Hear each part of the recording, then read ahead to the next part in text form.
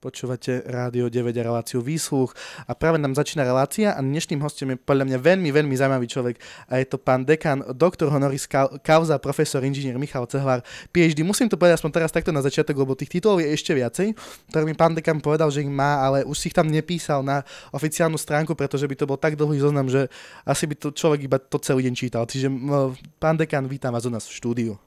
Ďakujem pekne, všetkým prajem dobrý večer. Pán dekan, ako sa máte dneska? Mám sa fantasticky. Pondelok je taký šialený deň, čiže už ku večeru už je to celkom skvelé. No dobre, tak to sa teším. Dúfam, že si užijete dnešný rozhovor. Ja by som začal asi takým nejakým prehľadom o vás, že odkiaľ vlastne pochádzate? Ja pochádzam zo Spiša, konkrétne som narodený v Gelnici, ale celý život som strávil ten mladý teda v Margecanoch a následne to bola vysoká škola, ktorá je v Košiciach a čiastočne v zahraničí, takže kade, kde som pobudol. A strednú školu teda už máte kde? Tiež v Gelnici, gymnázium Gelnica to bola. A tuke bola vaša prvá voľba, že vedeli ste, že chcete ísť priamo tam? Tuke bola moja prvá voľba, pretože, viete, zo starých čias, ako tí baníci oplývali množstvom financií, čiže bolo to taká motivácia v mladosti mať dosť zdrojov, čiže išiel som na baníctvo, ktoré sa hneď na to stalo tak troška nepohodlným, ale nie veľmi populárnym, čo dnes už je to zase úplne ináč a dneska naozaj tie kritické nerastné suroviny sú top témou Európskej únie. Ináč hovorilo sa nie, že ja som baník, kto je viac. Takže, a vlastne Gelnica je sama o sebe banské mesto, čiže máte v nejakých predkoch nejakých baníkov, alebo takto ste to zisťovali náhodou? Nie, nemám nikoho v baníckych aktivitách, čiže som vlastne takým prvým baníkom a dnes môžem povedať, že patrím si pozične možno medzi najväčších na Slovensku, pretože jednak ako dekan fakulty, jednak ako šéf Slovenskej banskej komory, ktorá má dočinenia s ťažiarmi, tak môžem povedať, že vlastne z obidvoch pozícií riadím dnes tiež ťažobné aktivity. No a ináč, ešte by sme sa dostali naspäť k Tuke a k Bergu. Vy ste študovali aký odbor? Študoval som povrchové dobývanie nerastných surovín, to bolo na Slovensku a potom sa mi podarilo dostať počas tých prvých rokov praxe opäť na vysokú školu, a to do Paríža, na École nationale supérieure des mines de Paris, kde som študoval mineral economy alebo ekonomiku nerastných surovín. A ako sa vám tam podarilo dostať? Lebo predpokladám, že to asi nebolo také, že idem len tak na výlet skúsiť, že písali ste nejaké asi predpokladám listy, esej a takéto veci tam boli ako vstupné procesy? Boli to také prvé kontakty porevolučné, kedy profesori sa vymieniali, naši chodili do zahraničia, zahraniční chodili k nám. Prišiel sem jeden pán profesor Duchesne z Paríža, ktorý s nami strávil tu na Slovensku určitý čas a ten si ma zobral so sebou na štúdia. A vy ste tam, ako ste tam vlastne žili? Že vy ste fungovali na nejakých internátoch, alebo ako to bolo vlastne ten Paríž, ako to vtedy fungovalo? Tak tá vysoká škola je situovaná v dvoch mestách, jedno je Paríž a druhé je bývalé hlavné mesto Francúzska Fontainebleau, čiže časť školy je v tomto meste, časť školy je v tomto meste a moji spolužiaci všetci bývali vo Fontainebleau, ja som sa vzbúril a chcel som bývať v Paríži, tak počas štúdia som ako jediný býval na internáte, ktorý patril Nórom, takže s Nórmi som trávil vlastne časy študentské. A naučil ste sa aj po francúzsky za tie 3 roky, alebo ste študovali v angličtine? Študoval som v angličtine a samozrejme, že francúzštinu potrebujete na taký ten bežný život, nepredali by ma, ale neurážal by som ich rozprávaním po francúzsky nejak tak na verejnosti. Ináč je pravda taký ten stereotyp, že Francúzi neradi rozprávajú po anglicky? Francúzi neradi rozprávajú po anglicky, ale všetci vedia a stačí sa prvou vetou prihovoriť po francúzsky, ospravedlniť sa a pokračovať po anglicky a je to úplne v poriadku. Nemajú radi taký ten nátlak, ale ako partnerstvo áno. OK, to ma celkom prekvapuje, lebo ja som stále žil v tom stereotype, že oni ešte nemajú radi aj ľudí, ktorí sa snažia rozprávať po francúzsky, ale že keď sa ospravedlníte, že neviete ten jazyk, tak asi to predsa len berú zhovievavejšie. A vrátil si sa potom niekedy po tých štúdiách ešte do Paríža? Veľakrát, pretože počas štúdia som s mojimi spolužiakmi bol aktívny a založili sme si tam celkom slušnú, úspešnú podnikateľskú spoločnosť, ktorá je živá dodnes a robíme poradenstvo v oblasti ekonomiky nerastných surovín, možno nejakého personálneho manažmentu a tak ďalej. Volá sa to Employment Fluidity Group, takže to je čosi, čo nám funguje dodnes. A čo vás vlastne priviedlo k tej láske, k tým minerálom? Kedy ste si uvedomil, že toto je vec, ktorej sa chcem venovať celý život?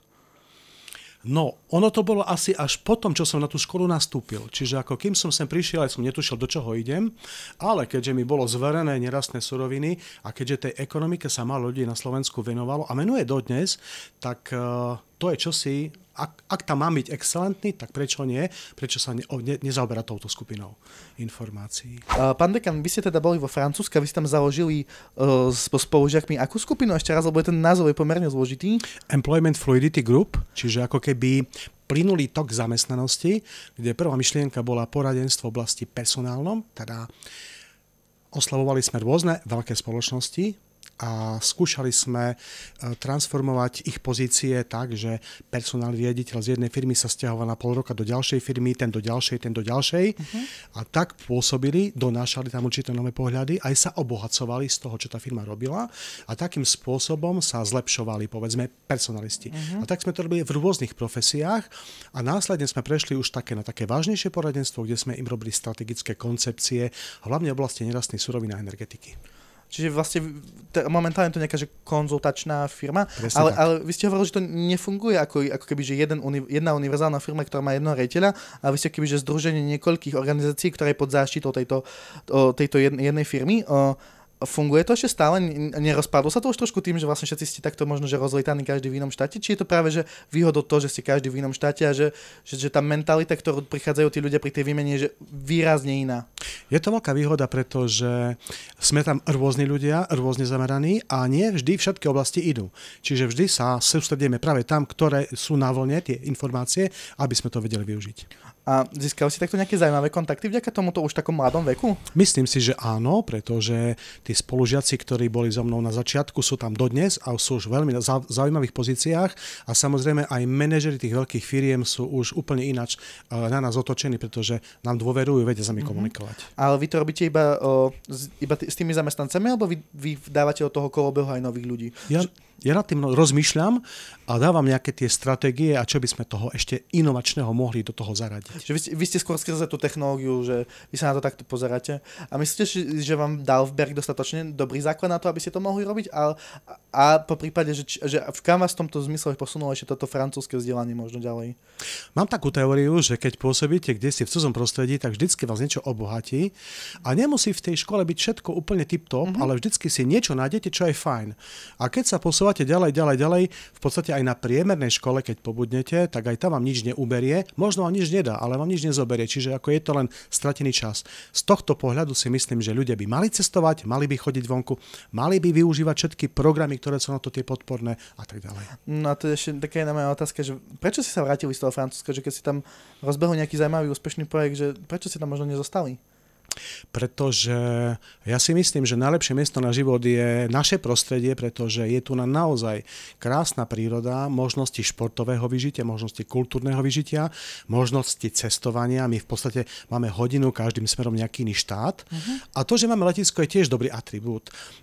Ja som z Francúzska neodišiel, ja len teraz momentálne bývam tu čiže či mám aktivitu vo Francúzsku, alebo to mám v Kanade, alebo to mám v Austrálii, alebo to mám v Uzbekistane. To sú veci, ktoré sa ma neobmedzujú tým, že žijeme na Slovensku.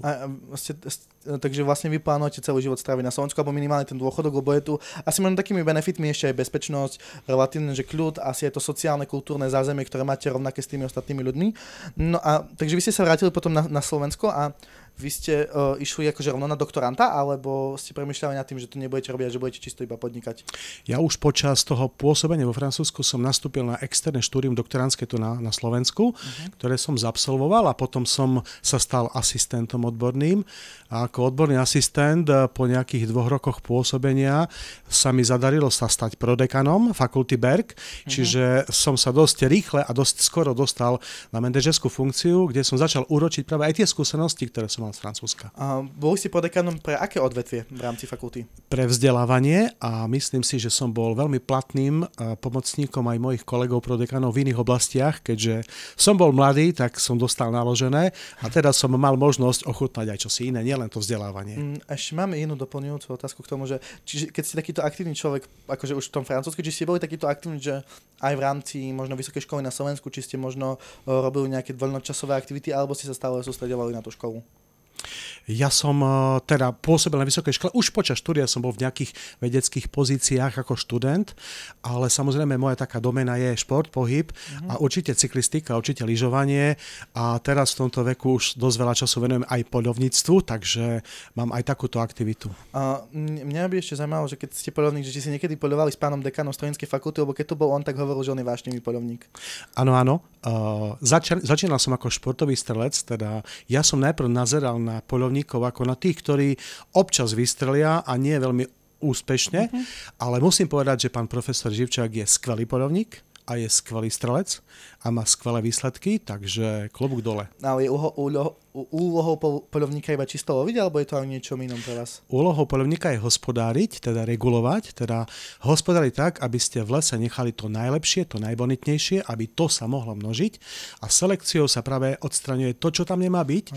Keď si prejdete Betler alebo akýkoľvek iný zámok, kde vlastne feudáli poľovali, tak tam nájdete trofeje, ktoré sú naozaj veľmi maličké, zakrpané alebo deformované a to je znak toho, že aj oni vtedy dobre hospodárili a to bonitné nechávali na to, aby sa to mohlo množiť a aby to teda obohatilo prírodu. A máte vy nejaké lesy, na ktorých vy hospodárite? Alebo vy ste skôr ten rekreačný poľovník, že nemáte na to čas pri tých všetkých aktivitách?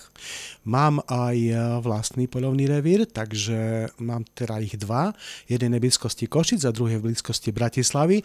Tiež z praktických dôvodov, keď som v Bratislave alebo keď som v Košiciach, tak ten čas voľnočasový viem využiť aj takým spôsobom. No aby sme sa teda vrátili naspäť k tomu prodekanovi, tak koľko rokov ste vlastne mali? Lebo ste spomínali, že to bolo krátko po odbornom asistentovi, že ste mali mať okolo 30-ky?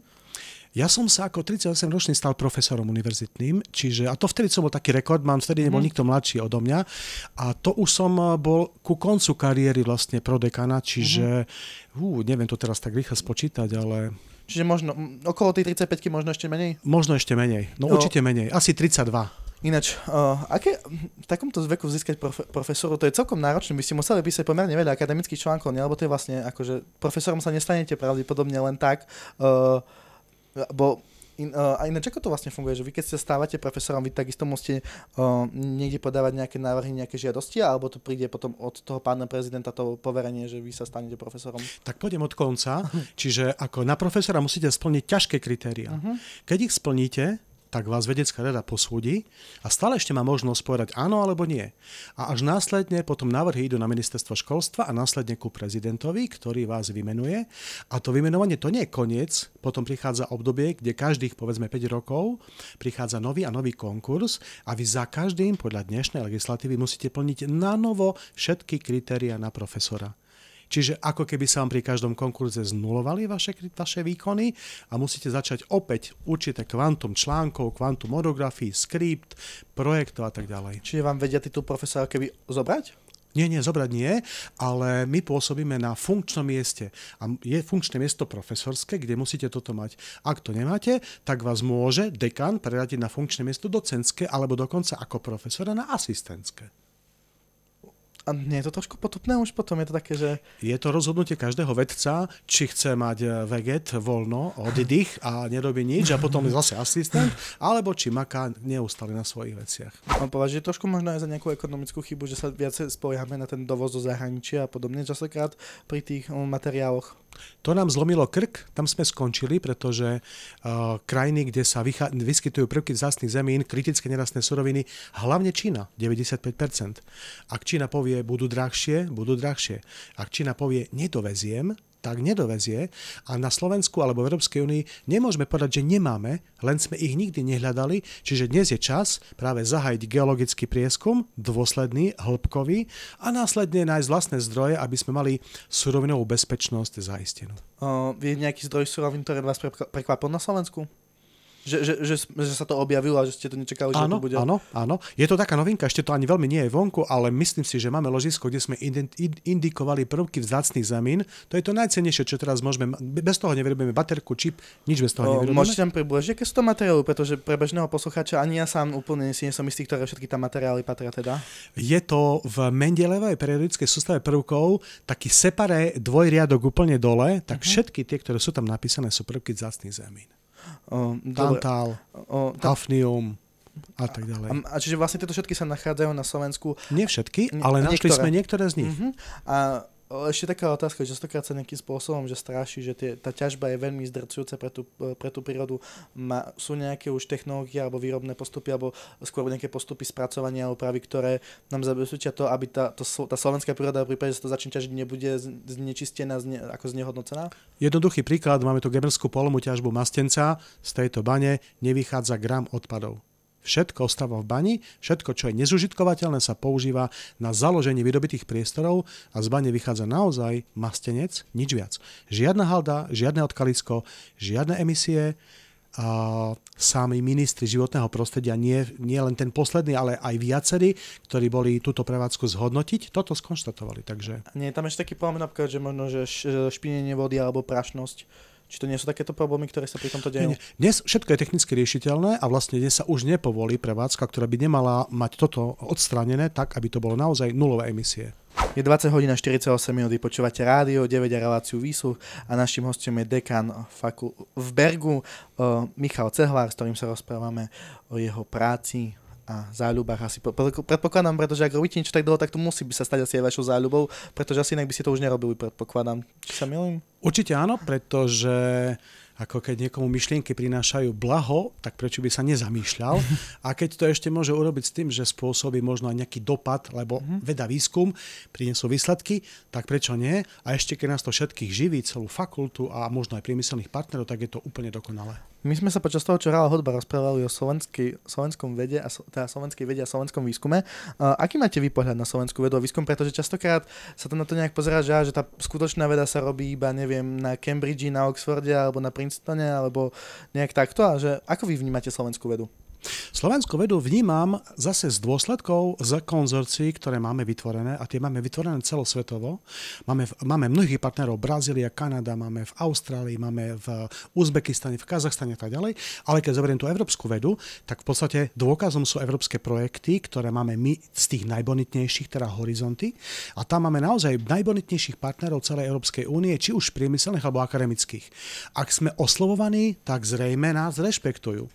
My sme momentálne asi najúspešnejší v oblasti spracovania nerastných surovín, takzvané processingu, kde máme technologické zariadenie, ktoré je mimoriadne unikátne, snáď také na svete poskladané ani nie je, a my práve robíme receptúry pre spracovanie nerastných surovín a ladíme tak, aby sme tú technológiu vedeli nastaviť, aby sme hodiny dokázali rozseparovať na základné zložky a tie využívať. Čiže tým pádom, ako keby, že by to bolo čo najmenej škodlivé pre tú prírodu, čo najefektívnejšie, tým pádom netreba používať nejakú chémiu, ako sa práve používa pri ťažbe kobaltu napríklad, ktorá vie škodiť veľmi výrazne tej prírode, ktorá sa nedá už nejak recyklovať alebo spracovať. Na aký z týchto projektov, alebo pre aké bane teraz momentálne pracujete na takýchto postupoch? My momentálne robíme na veľkom projekte, ktorý robíme pre Norsko, kde sa vyskytlo ložisko prvkov vzácnych zemín, čo teda naozaj to bola radosť nesmierna, keďže už nielen Čína, ale aj my sme čo si našli. A my našou úlohou našej fakulty je práve vyvinúť technológiu, ktorá by dokázala odseparovať tie zložky, čiže robíme receptúru na spracovanie a samozrejme, že si pripravujeme už aj podklady na nové ložiska, ktoré by sa mohli takto vyskytnúť. A ja som zmienil možno aj jednu lokalitu na Slovensku, ktorú teraz ešte nechcem pomenovať, kde pravdepodobne je takýto výskyt a budeme vedieť práve spracovať aj tieto suroviny. Celý čas akože mi ide hlavou jedna vec, že či vlastne to baníctvo trošku nie je, že zbraňou a politikou, ktorá má nejakým spôsobom zabezpečiť to, aby sme neboli závislí na nejakom cudzom monopole, na cudzích materiáloch. Či sa vnímate trošku ako politický nástroj alebo súčasťou nejakej politickej hry, ktorá súvisí s ovplyvňovaním trhov? Stačí popočúvať posledné prejavy predstaviteľov Európskej únie. V každom príhovore sú kritické nerastné suroviny. V každom príhovore amerického prezidenta sú nerastné suroviny. V každom prípade ruského prezidenta sú nerastné suroviny. Teraz sa práve riešilo na Ukrajine, práve tieto nerastné suroviny, kde bola tá veľmi teraz nechválne známa tá hádka medzi Zelenským a Trumpom, ktorí práve riešili práve tie bane na Ukrajine na nerastné suroviny však. Teda ak chcem ísť do know-how technológií, potrebujem tie najcennejšie suroviny. Áno. Čiže niekedy sme boli priemyslom železa, ocele a dnes sme priemyslom práve tých prvkov vzácnych zemín, kde všetko to sofistikované funguje iba na báze týchto surovín. Čiže bez tohto, bez prístupu k surovinám máme stopnutý hospodársky rast. Je veľmi dôležité, že my sme nezaspali dobu, že naozaj sme si tu vybudovali široké spektrum našich spolupracovníkov a teda vieme byť fakt konkurencieschopní v rámci celého sveta. Ešte viete pre posluchačov povedať, čo sú to vlastne tie kritické suroviny z pohľadu Európskej únie? Áno. Európska únia si zhodnotila, akú má štruktúru priemyslu a povedali si, že do automotív potrebujem tieto prvky, do chemického priemyslu tieto. Čiže z toho nám vznikol zoznam 37 kritických nerastných surovín. My na Slovensku sme si urobili náš výpočet, lebo my máme troška inú štruktúru, ako má v priemere Európska únia a my sme si robili naše suroviny, ktoré voláme strategické suroviny a tým sa teraz venujeme. A na Slovensku to je či už wolfram, molybdén, ktorý je veľmi zaujímavý aj pre zbraňové systémy a pre takúto know-how techniku. Potom je to antimon, potom je to samozrejme magnezit, potom je to urán, ktorý síce nie je kritická surovina, ale je strategická surovina. Čiže to všetko nás čaká ešte určitá diskusie o tom, že ako do budúcnosti s týmito surovinami. A tie strategické suroviny máme väčšinu týchto vecí na území Slovenska alebo na území Európy celkovo? Alebo ich potrebujeme znikať dovážať? Nemáme, ale máme niečo. Každý štát má niečo a dohromady, ale aj tak máme málo. Čiže Európska únia cez vlastne ten bod, ktorý som teraz spomenul, kde sme členovia, urobilo zmluvy s Kanadou, s Kazachstanom, s Uzbekistanom, s Tureckom, kde si zazmluvnila Európska únia možné budúce náleziska týchto surovín s tým, že my tam donesieme know-how a tieto partnerské štáty s Európskou úniou nám budú poskytovať tieto kritické nerastné suroviny. Ešte ma zaujímavé, či sú nejaké suroviny, ktoré podľa vás, že sú alebo nejakým spôsobom dôležité, ale možno na nich Európska únia alebo aj Slovensko nedáva ešte taký dôraz, ako by možno malo dávať. No je to taká kontroverzná téma práve toho uránu, kde my sa tomu zatiaľ venovať nechceme, pretože máme obavu z environmentálnych impaktov. Otázka je taká, že či náhodou už nie sme dosť dobre pripravení na to, aby sme to vedeli eliminovať. Ale poďme na opačnú stranu. My tu máme možno na hlavu najväčší podiel toho energetického mixu z jadra.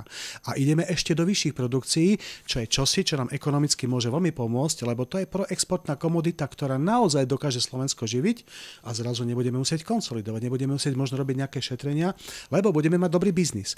A do toho biznisu nemôžeme spoliehať na zdroje zo zahraničia. Tým nechcem prejudikovať alebo niečo naznačovať, ale mali by sme sa asi komplexne zamyslieť a do toho komplexného zamyslenia patrí aj vybudovanie úložiska jadrových odpadov, čo je naozaj to definitívne zlikvidovanie bez prejavov na zemský povrch, aby sme sa toho zbavili definitívne. Takže vy sám vnímate ako jadro ako niečo dôležité, pretože v tej Európskej únii sú stále hlasy, napríklad Nemecko, ktoré zrušilo všetky jadrové elektrárne, ale vy napríklad že tým pádom akože súhlasíte s vybudovaním ďalšie elektrické elektrárne, ktorá sa vlastne bude budovať, nie jadrová, ak sa nemýlim, na území Slovenska. Je taký úmysel, že by sa vybudoval nejaký modulárny reaktor, ktorý má určité zmenšené parametre, ale výkonovo možno ani nie. Ale asi aj Nemecko pristúpi možno k prehodnoteniu práve toho pohľadu na jadrové elektrárne, pretože tých sa nezbavili, tie sú zakonzervované a tie vedia kedykoľvek priviesť naspäť k činnosti. Takže otázka je taká, naozaj ako Európska únia vyrieši svoju energetickú spotrebu a potrebu. Ako dekan, ako máte medzinárodnú spoluprácu? Že sú to práve tie asociácie, ktorými spolupracujete, alebo sú to nejaké medzinárodné firmy taktiež?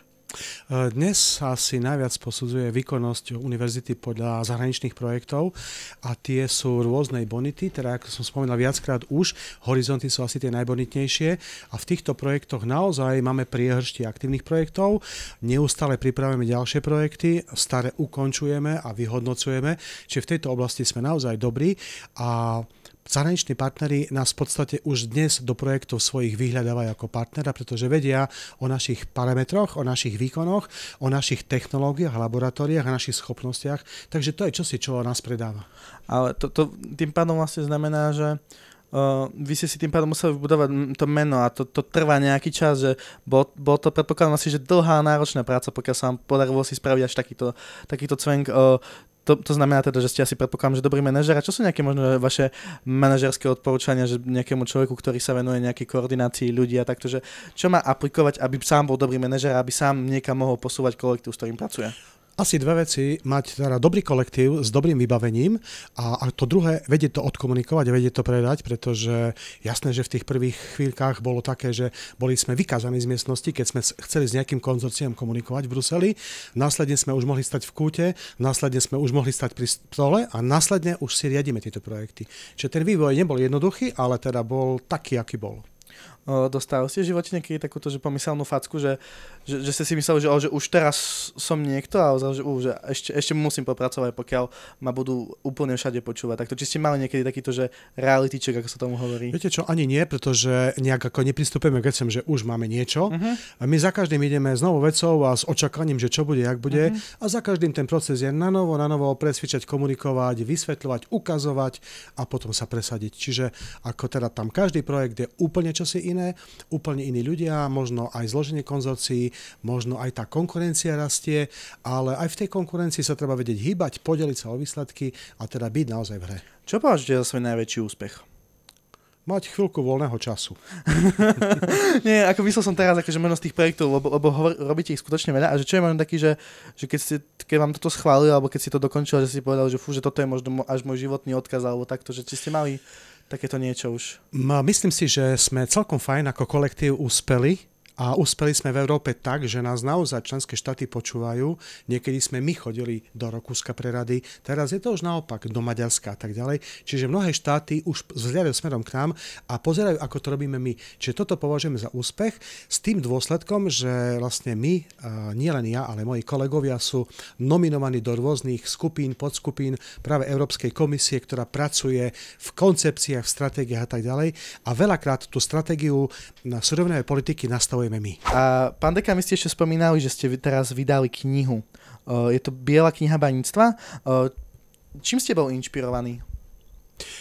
Máme taký veľký vzor Agrikolu, ktorý si kedysi dávno práve ešte v Banskej Štiavnici vydal knihu takúto Agrikola, kde sú popísané všetky know-how technológie vtedajšej doby, poterov stroj, tajchy, pohony cez vodu, spracovanie nerastnej suroviny, metalurgické procesy a to spôsobilo, alebo priviedlo Rakúsko-Uhorskú monarchiu k úžasnému bohatstvu. A my máme teraz novú dobu a máme nové technológie, takže sme sa kolektív autorov snažili popísať naozaj to najlepšie z najlepšieho a myslím si, že sa nám to podarilo. Mám za to, že nič podobné vo svete nenájdete na jednom mieste spísané, takto dokumentované. Čiže táto kniha je jedno bakalárske štúdium, inžinierské, magistrát, habilitačné konanie, inauguračné konanie a ešte čosi viacej. Čiže kariéra jedného človeka zhrnutá v jednej knihe. Je to taká, dá sa povedať, že banícka Biblia a dúfate, že práve takáto kniha privedie opäť túto oblasť a tento región takémuto bohatstvu a spraví nás zase nejakým spôsobom dominantnejším? Ja si myslím, že áno, pretože aj s tým cieľom sme tú knihu distribuovali a naozaj sme to doručili všetkým dôležitým ľuďom, ktorí sú na postoch ako premiér, ministri, členové parlamentu, ktorí majú čo povedať do hospodárskej politiky, aby keď potrebujú o niečom diskutovať, niečo rozhodnúť a naozaj to nie sú ľudia v tejto oblasti vzdelaní, stačí siahnuť do tejto monografie a túto monografiu voláme, že to je také naše malé dieťa, pretože má 52 cm a 3,70 kg. No to je skutočne taký poradný novorodenec. Takáto kniha musela byť asi drahá akože na náklady, na vydanie, že to si asi nepredpokladám, že ste to tlačili vo veľkom, ale asi iba pár kusov. Či sa mýlim? Viete čo, tých kusov bolo celkom dosť. My sme do toho teda zainvestovali, aby sme mohli distribuovať myšlienky a určite budeme rozširovať vydanie a teraz máme v pláne tento mesiac práve započať prípravu anglickej verzie. Nech teda to môžeme aj do sveta ďalej distribuovať, pretože už mnohé naše knihy, ktoré sme vydali predtým, veľmi dobre rezonujú. V mnohých štátoch sa používajú ako základná literatúra pre vzdelávanie na vysokých školách. To je celkom zaujímavé. Dalo by sa si ju pozrieť niekde na internete, máte nejakú že PDF verziu alebo niečo podobné, alebo je to nejakým spôsobom trošku tajné know-how?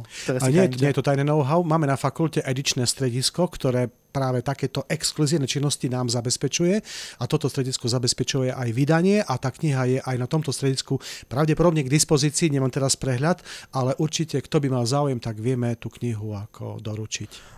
Dobre, my sa tejto knihe ešte posunieme k vám trošku. Vy ste jediný súdny znalec oceňovania zemských zdrojov. Čo to vlastne znamená? Aká je úloha takéhoto súdneho znalca?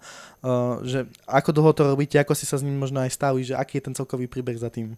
To je to, o čom sme sa bavili, že dnes v mnohých prejavoch mnohých štátnikov rezonujú suroviny a rezonuje hodnota tých surovín. A teraz zoberte si, že keď surovina je v zemi a o ňu nemá nikto záujem a nemáme technológie na to, aby sme ju získali a spracovali, tak ona tam je, ale má hodnotu 0. Hodnotu máš vtedy, nejakú inú, teda vyššiu, keď niekto prejaví záujem, má schopnosti a má zákazníka, aby túto surovinu vedel zužitkovať. A práve ten komplexný pohľad na dobyvaciu metódu, na geológiu, na úložné pomery a kvantifikácia týchto parametrov vám môže povedať, že povedzme ložisko uránu pri Košiciach má hodnotu XY miliárd eur. A vy chodíte tým pádom aj do nejakých baní takto, alebo vy ste iba čisto nejaký možno, že ekonóm, ktorý si zoberie nejakú excelovskú tabuľku a to prerátava? Nie, práve, že táto špecifikácia súdneho znalca, ktorú definovalo Ministerstvo spravodlivosti, je o tom, že do toho je nutné vložiť vedomosti geologické, vedomosti technologické, ťažobné a vedomosti ekonomické. Čiže ja som na tom ložisku týždne, kým to ložisko spoznám. Ak to ložisko nie je otvorené, rozfárané, tak musím študovať práve geologické podklady, ktoré mi hovoria čosi o štruktúre a úložných pomeroch. A až následne môžem pristúpiť k tej ekonomickej stránke. No, a keď si predstavím tým výsledkom tej vašej dlhodobej práce niekoľko stránkový dokument asi, nie? No, zvyčajne znalecký posudok má tak 2, 3, 4, 10 strán a znalecký posudok z vlasti surovín začíname na 200 stranách a ideme kde si ešte vyššie. A keby ja som sa stal takýmto súdnym znalcom, čo všetko teda musím akože vyštudovať? Tak príďte študovať ku mne. Môžem prestúpiť ináč na doktoranta? Určite áno, pretože my máme v našom portfóliu také študijné programy, ktoré sú prekvapivo úplne kde si inde orientované ako sú suroviny, a to je kybernetika, umelá inteligencia, virtuálna realita, geografické informačné systémy, kde my pravidelne si berieme expertov z iných oblastí a máme za sebou aj niekoľko lekárov, ktorí si u nás robili doktorát, alebo právnikov, pretože všade máte impact. Čiže aj tá ťažobná činnosť má vplyv na zdravie ľudí a ten lekár musí aj toto vedieť zakvantifikovať, že akým spôsobom tá hodnota, ktorú získavam zo zeme, mi znižuje kvalitu života, povedzme toho ťažia, alebo toho baníka, ktorý tam je. Právnik musí mi vedieť povedať, aké legislatívne dopady má začatie ťažby na ložisku alebo nezačatie ťažby na ložisku. Keď ste spomínali toho baníka, mne to nedá, ja sa musím vlastne ešte na toto opýtať, že ako vlastne vyzerá teraz premerný baník, že je to stále človek, ktorý proste, že má v ruke krompáč a dobíja a seká do tej skaly hodiny v more, potu a únave, alebo... No, je určite sympaticky, dobre stavaný, veľmi sympaticky, takže ako... A je vzdelaný, pretože dnes všetky technologické zariadenia sú už naozaj na vysokej úrovni, všetko je mechanizované, takže v podstate dôležité je, aby dokázal tento stroj ovládať a byť efektívny. Veľmi často sa ten baník musí rozhodovať na mieste, čo urobí ako ďalší krok, ktorým smerom pôjde, ako zvolí postupnosť operácií, čo predtým možno nemá vyskúšané. Čiže vysoká tvorivosť je taká čosi, čo veľmi žiadame od absolventov našej fakulty a aj preto možno máme tak štátnice orientované, že na štátniciach nedostane otázku a odpovedá a my hodnotíme, či správne alebo nesprávne, ale my mu definujeme problém a on ten problém musí vedieť, zodpovedať, vyriešiť z hľadiska technického, z hľadiska legislatívneho, ekonomického a tak ďalej. Je to vlastne nejaká prípadová štúdia, ktorú má vlastne vyriešiť. Presne tak. Môžete nám uviesť nejaký príklad takejto prípadovej štúdie, ktorú dávate na štátniciach? Napríklad jednoducho, teraz máme taký ožehavý prípad v Nižnej Slanej, kde dochádza k výtoku kontaminovanej vody, pretože čosi sa v bani stalo a vodný tok, ktorý tiekol nedaleko vydobitého priestoru, bol presmerovaný práve do ložiska. V ložisku dochádza k luhovaniu a tá voda vynáša aj nejaký ten nerastný materiál smerom na zemský povrch do rieky. Čiže kľudne môže byť otázka, ako by ste riešili tento problém a musí si ho vedieť obhájiť. Nehovorím, že ho musí úplne správne vedieť vyriešiť, ale musí podať názor a prečo si to myslí a ako to má podoprené. Baníci sú vlastne pomerne že stará záležitosť, starý dcera alebo staré povolanie, ktoré má svoje výrazné tradície a mňa tieto tradície pomerne zaujímavé, pretože sú asi nejakým spôsobom veľmi špecifické a ste hovorili, že má ich podobné celá Európa, tak aké to sú tieto tradície? Vďaka Bohu máme skvelých študentov na fakulte, ale že všetkých, pretože tých tradícií máme veľa, aj tých akcií a naozaj, že húfne, hojne sa týchto akcií zúčastňujú. A taká asi najvýraznejšia košická akcia je oslava svätej Barbory, ktorá sa koná vždycky niekedy začiatkom decembra okolo menín Barbory, pretože Barbora je naša patrónka a s tým je spojené vlastne veľké príjmanie študentov do stavu baníckeho za účasti všetkých generálnych riaditeľov z slovenských baní, zahraničných, Rakúskych, rakúskych, poľských a tak ďalej. Za prítomnosti ministerských úradníkov, za prítomnosti zahraničných akademikov a zahraničných študentov a to máme tak zhruba o obsadení 600 ľudí a k tomuto aktu samozrejme potrebujeme mať uniformovaných ľudí, ľudí, ktorí vedia, aký je scenár a tí všetci generálni riaditelia sú naučení za tie roky sa poddať tomu krásnemu a tej atmosfére a tomu procesu, aby sme toho študenta uviedli tam, kde chceme. Najvýraznejšia aktivita, ktorá je celoslovenská, je v Banskej Štiavnici. Hovoríme tomu Salamandrový sprievod. Je to dokonca súčasťou nehmotného dedičstva UNESCO.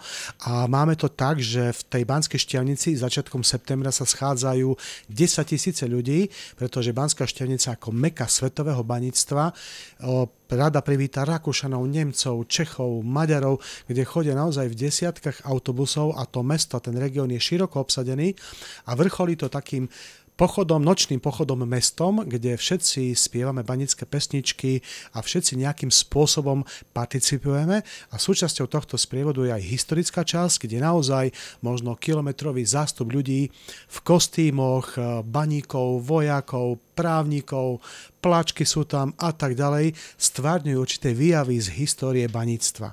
Takže to je čosi, čo funguje. A medzi tým máme ešte rôzne pochody Košicami, alebo barborské spevy, alebo beh kladivom, čo je náš pracovný nástroj okolo banického pavilónu a súťažíme o pivo, čo je náš tradičný nápoj baníkov. Takže tieto tradície sú naozaj veľmi intenzívne podporované z našej strany. Študenti sú zvyčajne zaodetí do banských uniforiem taktiež a sú v tom. Ako vyzerá taká banská uniforma? Banská uniforma je čierna, je s takými špeciálnymi prekrytiami na ramenách, aby sme boli chránení. A čo je nejaké najdôležitejšie, že má 29 gombíkov, každá jedna uniforma musí mať, pretože to je vek Barbory, ktorá zhynula, keď mala 29 rokov, tak z úcty k nej každá uniforma má takýto počet. A tieto uniformy boli nejakým spôsobom, že sú to asi predpokladám historické odevy a oni boli používané pri slávnostných udalostiach, alebo to boli reálne pracovné odevy? Boli to reálne pracovné odevy, boli ako keby služobné odevy teda. V súčasnosti sú to všetky oficiálne slávnostné príležitosti alebo určité spoločenské udalosti a tieto uniformy sú naozaj takou cťou a sú dosť raritné, lebo keď chodíme po svete, tak ako tam takýto priemysel takto kodifikovaný tak ako sú poštári, povedzme hasiči, tam to nemajú, čiže dosť svietime. Že ste hrdí na svoj banícky stav. Dosť nás je vidieť. A je to nejakým spôsobom brané akože kultúrne, že je to isté, ako keby ste mali na sebe oblek? Určite áno, pretože ak máme nejakú oficiálnu banickú udalosť, povedzme aj ten banický ples, tú Barboru, alebo teraz minulý týždeň sa konal v Štiavnici celoslovenský banický ples, tak tam dress code je smoking, nie, v žiadnom prípade uniforma. To je to dôležité. A máte nejaký akože doplnok, v zmysle nejaká čiapka alebo nejaká barla, nejaká palica, máte aj takéto doplnky?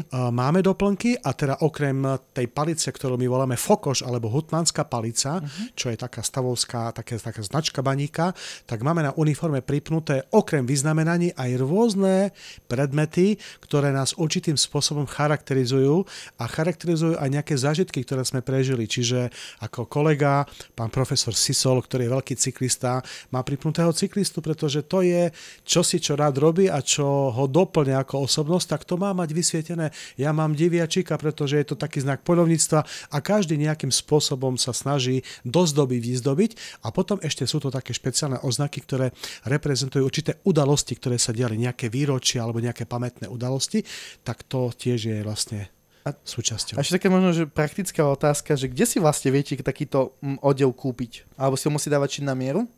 Dávame si to šiť na mieru a samozrejme, že v tých banických regiónoch dneska všetci baníci majú tieto uniformy, takže máme tam aj krajčírov a už aj u nás sme naučili v Košiciach práve jeden krajčírsky salón, aby nám tieto uniformy vedeli ušiť, takže nemáme s tým problém. Vy ste spomínali tie banické spevy, my si vlastne o chvíľu zahráme hymnu baníkov, viete nám niečo ešte povedať? Hymna baníkov je čosi, čo nás sprevádza pri každej udalosti oficiálnej a v tej hymne sa spieva v určitej pasáži ruku k ruke priateľovi daj a počas tejto hymny si tak nejak spoločensky podávame navzájom ruky medzi sebou, aby sme tú spolupatričnosť, to priateľstvo a tú bezkonkurenčnosť vyjadrili. No tak teraz si dáme túto hymnu, vy si ju určite užite, skúste si vypočuť ten text a zamyslieť sa nad ním. Je 21 hodín a 53 minúty, počúvate rádio 9 a reláciu Výsluch, ktorá sa nám bohužiaľ blíži k záveru. Našim hostom bol pán dekan Michal Cehlar, ktorý je dekanom v Bergu. Pán Cehlar, ako sa vám páči u nás v rádiu? Mne sa páči veľmi, pretože sám som zažil tieto časy, keď som ja bol študentom a bol som ubytovaný na Jedlíkovej, takže si to troška pamätám, len dnes ste o mnoho vybavenejší, ste profesionálni a ste skvelí skrátka. No, takto sa teším, som rád, že to takto vnímate.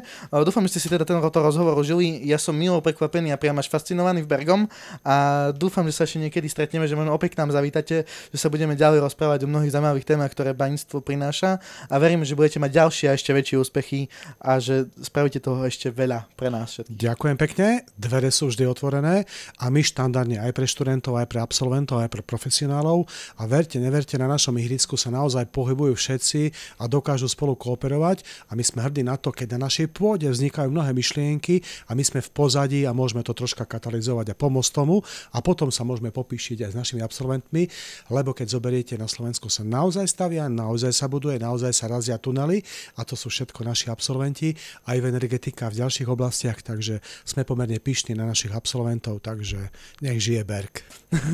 Ja vám ďakujem ešte raz, že ste teda tu boli. Prajem vám ešte pekný večer. Vy zostaňte naladení, pretože nám tu bude hrať DJ Midri so svojím DJ-ským setom. Za mikrofónom bol Damír a za technikou Oský.